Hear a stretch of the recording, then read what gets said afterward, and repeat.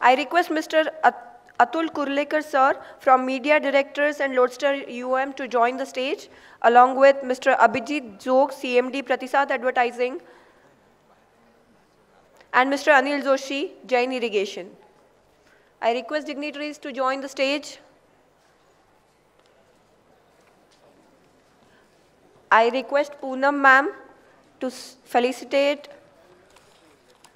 Mr. Atul Kurlekar sir.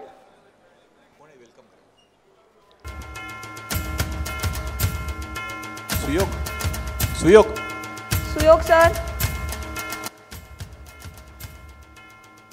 Please felicitate Mr. Atul Kurlekar sir. Ajay Shesh. Mr. Ajay Shesh sir, please join the dais and felicitate Mr. Abhijit Zog sir.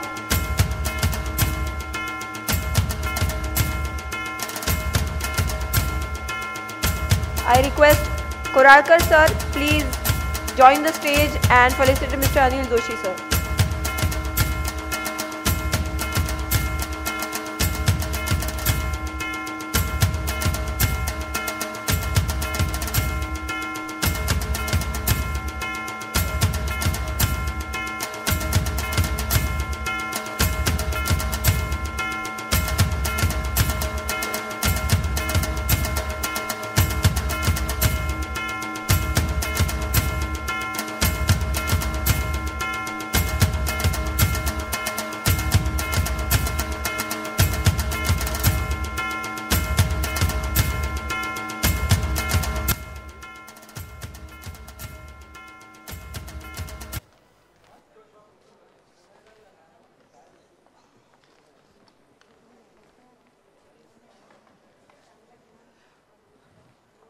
Good evening.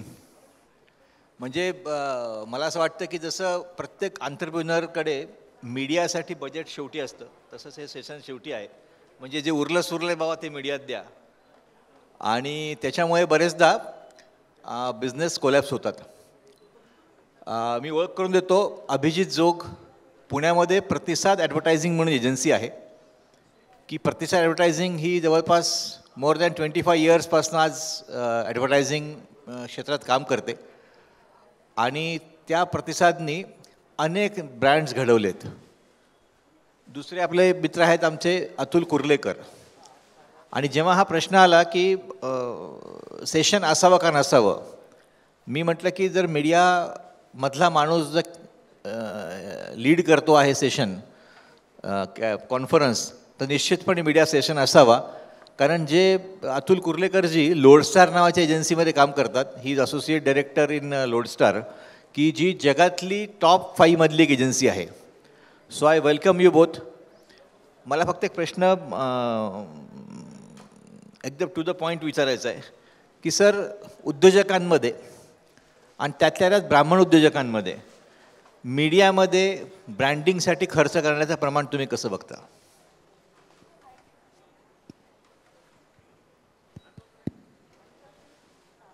हा खरंच फार महत्त्वाचा प्रश्न आहे.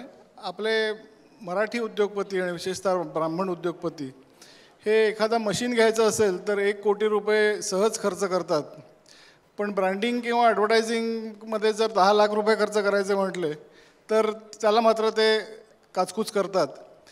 मला वाटतं मराठी माणसाचा स्वभाव जो आहे तो बाप दाखव नाही तर श्राद्ध कर असा आपला स्वभाव असतो, आणि त्यामुळे ते मशीन समोर दिसत असतं, त्याला 1 कोटी रुपये द्यायला काही वाटत नाही.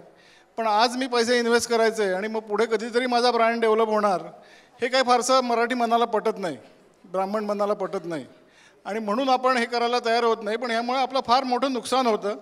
कारण की अनेक इतर उद्योजक असे असतात की ते सगळ्यात आधी स्वतःचा ब्रँड तयार करतात, आणि त्यांचा ब्रँड मोठा झाला की आपोआपच त्यांच्या धंद्याला त्याचा फायदा होतो. आणि म्हणून आपण हे शिकणं आणि हे आपल्या अंगात बाणवणं अतिशय आवश्यक आहे. हां, जोगसाहेब जे म्हणतात ते खरं आहे. कारण मी स्वतः मीडिया इंडस्ट्रीमध्ये आहे मुंबईमध्ये. ॲक्च्युली इथं जे उपस्थित लोक आहेत त्यातल्या माझ्या मते एकालाही मीडिया प्लॅनिंग ही कन्सेप्ट माहिती नसेल.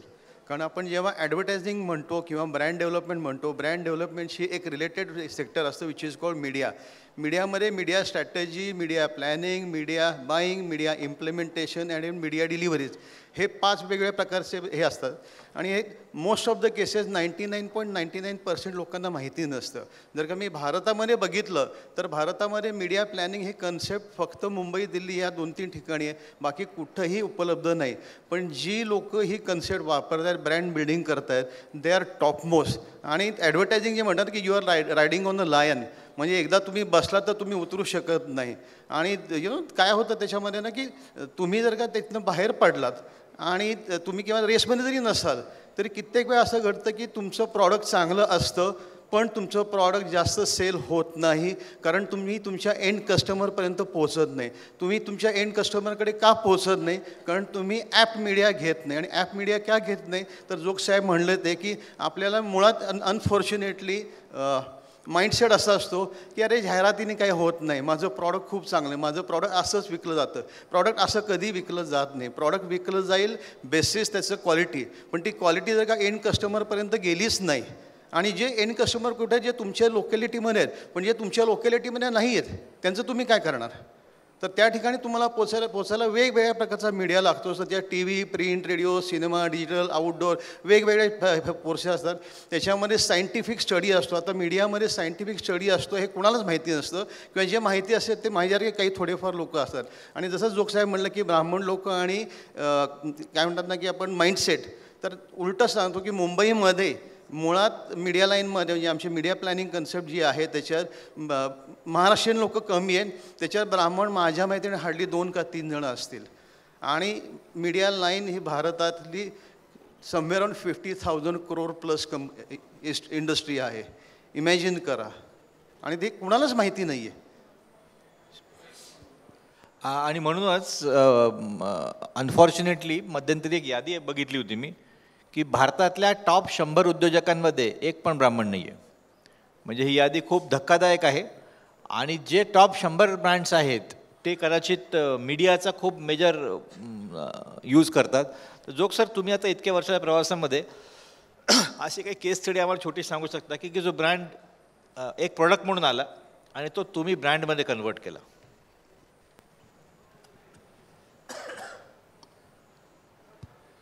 असे अनेक केसेस आहेत. अगदी आपल्या रोजच्या माहितीतले आपण प्रॉडक्ट जरी बघितले तरी एक उदाहरणच घ्यायचं झालं तर कैलास जेवण हे एक प्रॉडक्ट आहे की जे एका ब्राह्मण कोलटकर म्हणून फॅमिलीकडे ते प्रॉडक्ट आहे. आणि त्यांनी जाहिरात आमच्याबरोबरच साधारण 1994 पासून आम्ही जाहिरातीचं काम त्यांचं बघतो. आणि जाहिरातीचा अतिशय प्रभावी वापर करून त्यांनी एक पुण्यात छोटंसं घरात हाताने ते मिक्स करून बनवत होते. ते प्रॉडक्ट आता देशभर तर जातंच पण एक्सपोर्टमध्ये सुद्धा अनेक देशांमध्ये जातं.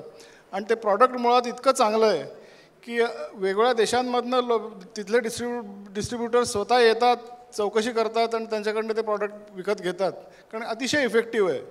पण ते इतकं चांगलं प्रॉडक्ट, इतकं इफेक्टिव्ह प्रॉडक्ट जर पोचलंच नसतं तर काय झालं असतं? शेवटी ते आहे ते पुण्यापुरतेच राहिले असते. ते शुक्रवारपेठ, सदाशिवपेठ इथपर्यंतच त्यांची मजल राहिली असती.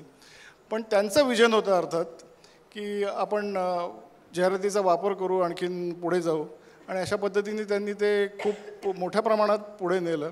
असे अनेक इतर प्रॉडक्ट्स आहेत. एक पुण्यातले पनासपे स्कीम्स म्हणून बिल्डर्स आहेत, त्यांचासुद्धा आम्ही ब्रँड पहिल्यापासून मोठा केला.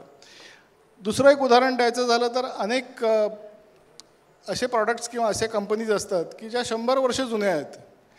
मग त्यांचा ब्रँडसुद्धा खूप, त्याचा लुक जो असतो तो अतिशय जुनाट अशा टाईपचा लुक असतो, अतिशय थकलेला असा तो ब्रँड वाटतो.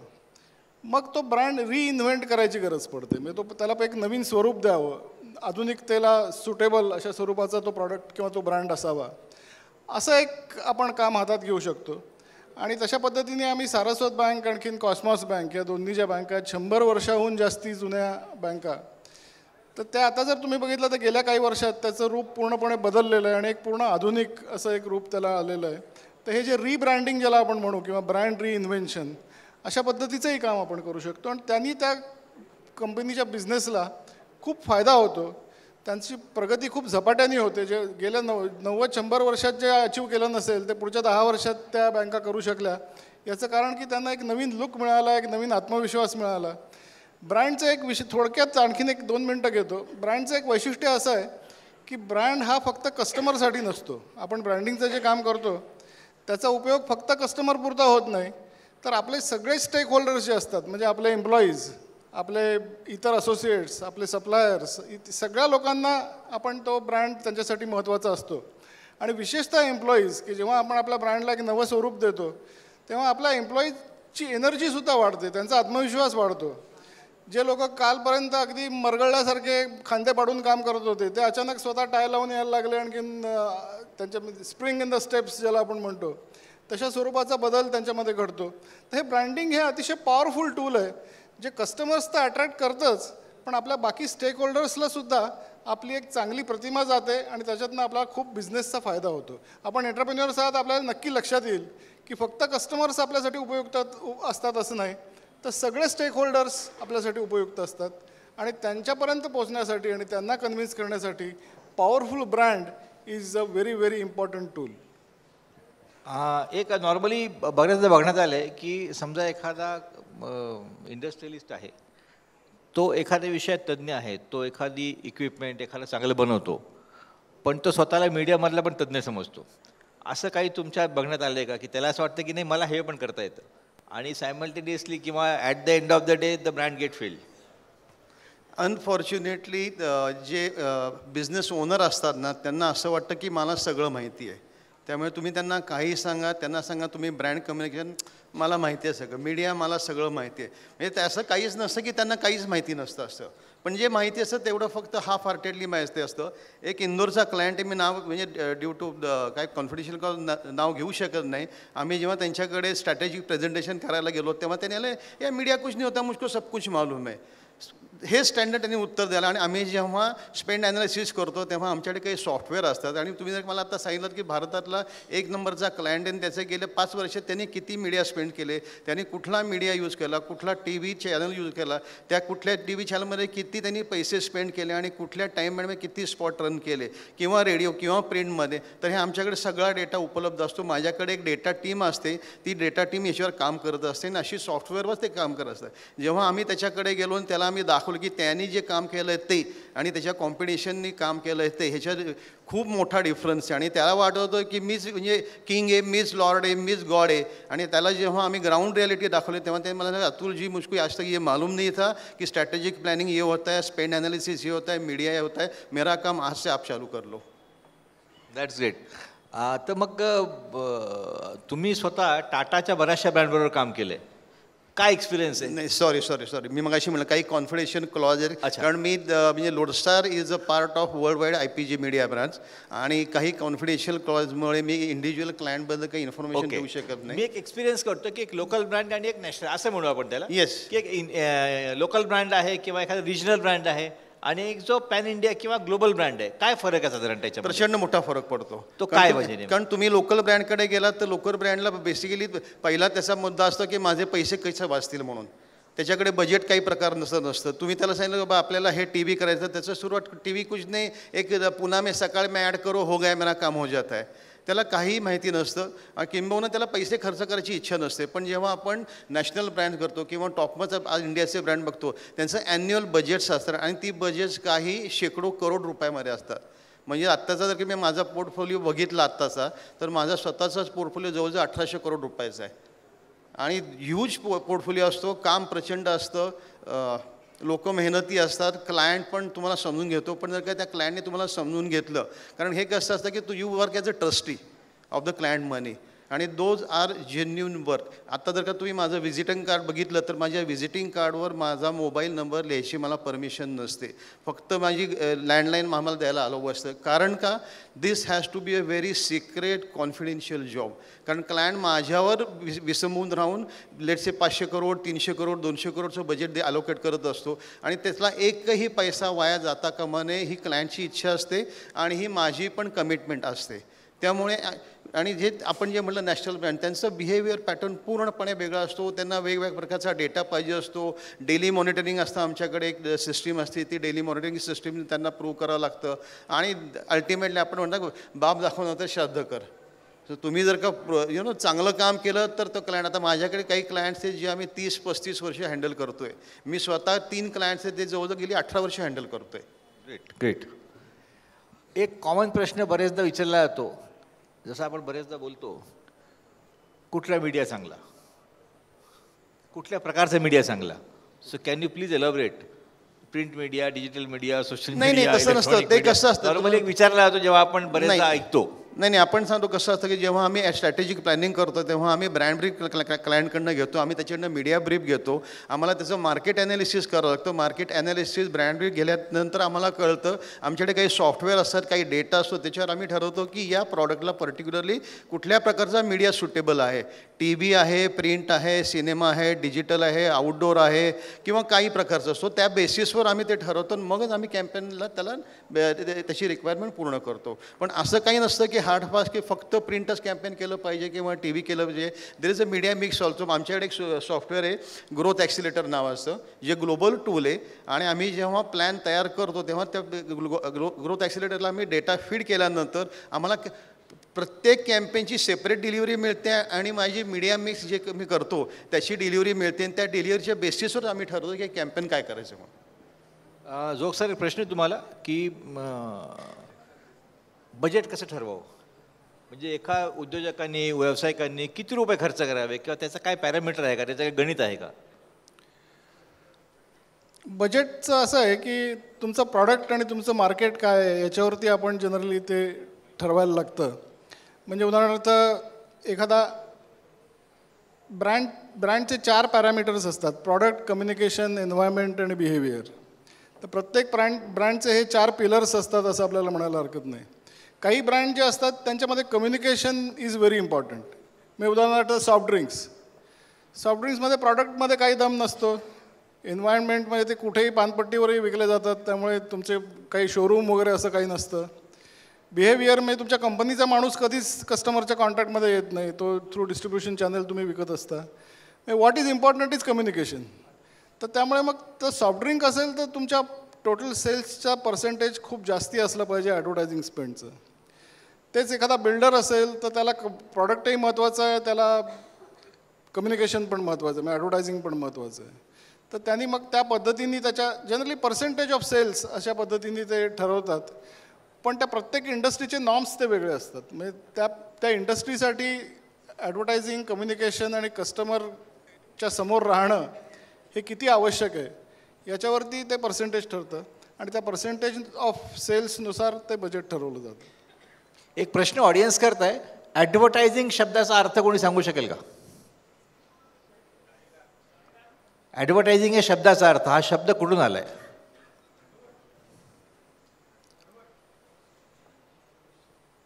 कोणी सांगू शकेल? ॲडव्हर्टायझिंग हा शब्द आलाय लॅटिन वर्ड ॲडव्हर्टोपासनं, ज्याचा अर्थ आहे टर्न अराउंड. म्हणजे जे काही गोष्टी तुम्ही कराल की ज्याने तुमचं नशीब पालटेल, तुमचा ब्रँडचा सिनारिओ पालटेल, बदलेल, that is advertising, if I am not wrong. पुढचा प्रश्न घेतो मी. काही ऑडियन्समध्ये काही एखादा प्रश्न असेल तर मला घ्यायला आवडेल. खूप मोठे तज्ज्ञ आहेत, म्हणजे या दोघांकडे नॉर्मल केसमध्ये अपॉइंटमेंट मिळत नाहीत.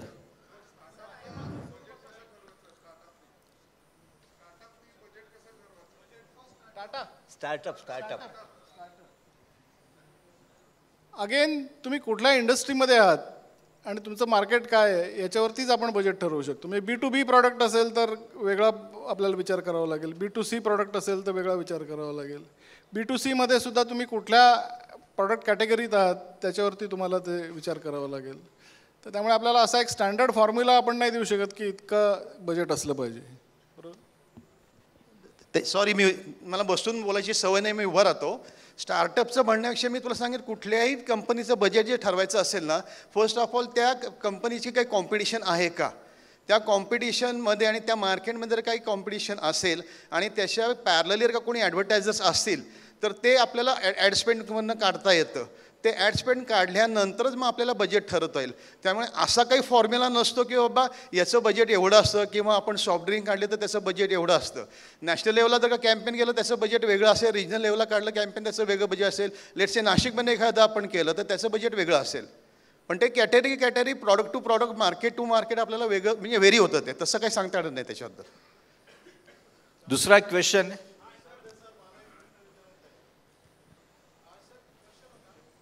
माईक देतो मी. मला ते बसून सवय नाही ना, त्यामुळे आपलं प्रेझेंटेशन करताना हां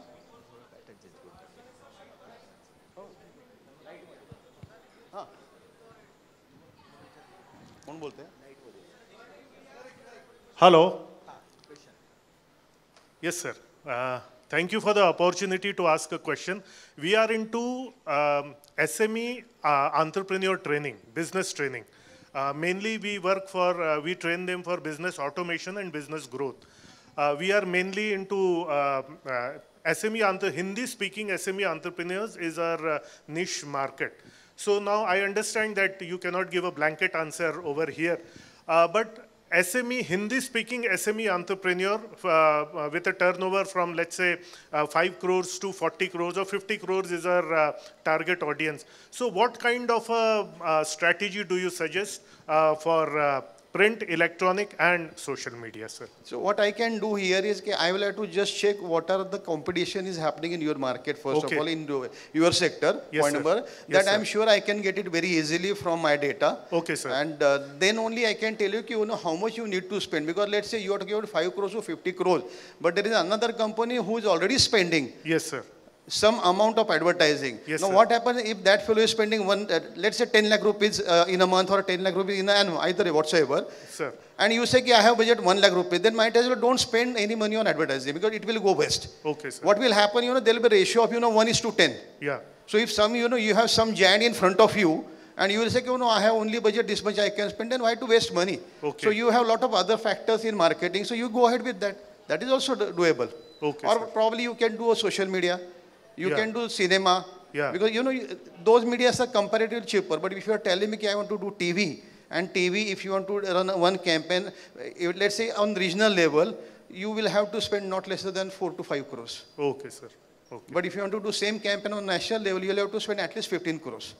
Then only you will get some reach and mileage.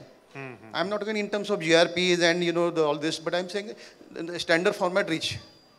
So that's the way. Right, sir. Yeah. Thank you, sir. Thank you so much. Product branding जसं असतं, मी प्रमोद पुराणिक, प्रॉडक्ट ब्रँडिंग जसं असतं तसं इंडिव्हिज्युअल हे तुम्ही ब्रँडिंग म्हणून प्रमोट करता का? आणि विशेषतः पॉलिटिक्स किंवा इलेक्शन्स याच्यामध्ये याचा जास्त उपयोग होतो किंवा काय गमतीनं असं म्हटलं जातं की नरेंद्र मोदी हे सुद्धा एक प्रॉडक्ट म्हणून बिल्ड केलं. तर नाही म्हटलं जातं, माझं वाक्य नाही आहे. तर मला त्याच्याबद्दल तुमच्याकडून थोडंसं सांगायला ऐकायला आवडेल की individual as a brand promote करण्यासाठी तुम्ही काय करता? मला स्वतःला करायचं आहे. फारच चांगला प्रश्न आहे. आणि सध्याचं जग हे ब्रँडिंगचं जग आहे आणि त्यामुळे ब्रँडिंगचा वापर हे सगळेच करत असतात. फक्त बिझनेसला ब्रँडिंग लागतं असं नाही, तर आयुष्यात यशस्वी होण्यासाठी सुद्धा ब्रँडिंग लागतं. फक्त पॉलिटिशियन्सलाच लागतं असं नाही, तर प्रत्येक प्रोफेशनमध्ये प्रत्येक व्यक्तीला स्वतःचा ब्रँड हा उभा करावाच लागतो. कोणी तो अगदी कॉन्शियसली करेल, कोणी तो कळत न कळत करेल, पण ब्रँडिंगकडे आपल्याला लक्ष द्यावंच लागतं. आणि पॉलिटिशियनचा तर हल्ली जो प्रोफेशन आहे तो इतका हाय स्टेक्स प्रोफेशन आहे की त्याच्यात यश मिळालं तर प्रचंड मोठे स्टेक्स आहेत, नाही मिळालं तर तेवढे स्टेक्स तुमचे लूज होणार. तर त्यामुळे पॉलिटिशियन्स तर निश्चित वापर करतात आणि नरेंद्र मोदीसुद्धा ब्रँडिंगचा वापर करतात. त्याच्यात वाईट काही नाही आहे, म्हणजे इनफॅक्ट ही चांगलीच गोष्ट आहे की त्यांच्याकडे ती दृष्टी आहे. म्हणजे शेवटी जगात यशस्वी व्हायचं असेल आणि मोठं व्हायचं असेल तर आपल्याकडे ती यश मिळवण्याची दृष्टी पण असली पाहिजे. आणि आपण मोदींचं जर बघितलं तर त्यांचे 20 वर्षापूर्वीचे व्हिडिओ बघा, 10 वर्षापूर्वीचे व्हिडिओ बघा आणि आजचे व्हिडिओ बघा. त्यांनी स्वतःमध्ये इतकं प्रचंड परिवर्तन केलं त्यांच्या स्वतःच्या व्यक्तिमत्वात. हे काय आपोआप घडलेलं नाही, हे त्यांनी जाणीवपूर्वक केलेलं आहे. आणि त्याच्यासाठी त्यांच्याकडे कन्सल्टंट्स असतात, सगळ्या पॉलिटिशियन्सकडे असतात किंवा असायला पाहिजेत.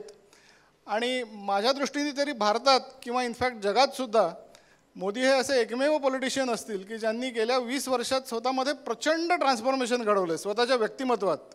आणि म्हणून मोदींचं यश जे आहे ते आपल्याला आज जे दिसतं ते काय ॲक्सिडेंटली आलेलं यश नाही, तर त्यांनी त्याच्यासाठी प्रचंड मेहनत घेतलेली आहे. आणि ते ब्रँड आता स्वतःचा कसा उभा करायचा याची खूप मोठी टेक्निक्स आहेत. त्याच्यामध्ये काही एक थोडक्यात सांगतो. ब्रँड पिलर नावाची एक कन्सेप्ट असते. माझ्या ब्रँडचे पिलर्स काय आहेत, माझा ब्रँड कुठल्या आधारावर उभा आहे असं जर आपण बघितलं तर नरेंद्र मोदी हा ब्रँड 3 पिलर्सवरती उभा आहे. पहिला पिलर म्हणजे करिश्मा. त्यांच्या व्यक्तिमत्वात एक प्रकारचं आकर्षण आहे, लोक आकर्षित होतात त्यांच्याकडे. करिश्मा हा त्यांचा एक मोठा पिलर आहे. दुसरा आहे communication. Narendra Modi is the best communicator in the country. ते सर्वसामान्य रस्त्यावरच्या माणसाशीही कम्युनिकेट करू शकतात, आणखी इंटरनॅशनल लीडर्सबरोबर सुद्धा कम्युनिकेट करू शकतात. So he is a great communicator. आणि तिसरं आहे क्रेडिबिलिटी, की लोकांचा त्यांच्यावर विश्वास आहे. मोदी की गॅरंटी असं जे आता या कॅम्पेनमध्ये सुरू आहे, तो हे 3 C's जे आहेत, करिश्मा, कम्युनिकेशन आणि क्रेडिबिलिटी, हे 3 त्यांच्या ब्रँडचे पिलर्स आहेत. तसं जर तुम्हाला करायचं असेल तर तुम्हाला ठरवावं लागेल की माझ्या ब्रँडचे पिलर्स काय आहेत. आणि मग ते जर आपण एकदा ठरवले, ते कसे ठरवायचे याचं आणखीन अनेक गोष्टी आहेत, ते आपल्याला याच्यात कव्हर नाही करता येणार. पण एकदा आपण ते ठरवलं की मग आपल्याला त्याशी प्रामाणिक राहावं लागतं. मग त्याच्यापेक्षा वेगळं वागता येत नाही आपल्याला. त्याच्यापेक्षा वेगळं वागलात तुम्ही तर मग तुमचा ब्रँड कोसळला, हे लक्षात ठेवा. सर एक क्वेश्चन. थँक्यू. Last question. टाईमचं मला 2 मिनिटं अलर्ट आलेले आहे. Last question sir. Sir question असा होता की डिजिटल ब्रँडिंगमध्ये सध्या सोशल मीडिया ट्रेंड खूप आहे. तर बेसिकली मी मेडिकल इंडस्ट्रीला बिलॉंग करतो. माझं नाव डॉक्टर केदार जोशी आहे. आणि तुम्ही जे कैलास जीवनचं एक्झाम्पल दिलं, तर कैलास जीवन हे आमच्या गुरूंचीच कंपनी आहे. मी आयुर्वेदिक डॉक्टर आहे. सो बेसिकली अशा प्रॉडक्ट्स जेव्हा आपण मार्केटमध्ये लॉन्च करतो, तर बरेच आयुर्वेदिक रेंज किंवा फार्मास्युटिकल रेंज आपल्याला माहिती असते. तर यामध्ये एक प्रॉडक्ट पोझिशनिंग नावाचा एक प्रकार आहे. तर प्रॉडक्ट पोझिशनिंग, ओके, तर त्या प्रॉडक्ट पोझिशनिंगमध्ये आपल्याला जर ॲज अ पर्सनल ब्रँड आणि प्रॉडक्ट ब्रँड असा जर आपल्याला पोझिशन करायचं असेल, आणि फ्रॉम बेस लेवल आपल्याला कुठलं बॅकग्राऊंड नाही आहे, आणि ॲज अ प्रोफेशन म्हणून, तर तुम्ही काय सल्ला द्याल की ॲज अ प्रोफेशनल म्हणून आपण एक इंडिव्हिज्युअल असतो आणि त्यासोबत एखादा ब्रँड बिल्ड करणं, त्यासाठी initial step as a startup म्हणून काय घेतली पाहिजे, तुम्ही थोडक्यात सांगू शकाल का? Thank you sir. तुम्ही जर डॉक्टर असाल तर तुम्ही स्वतःचा डॉक्टर म्हणून ब्रँड तयार करू शकता.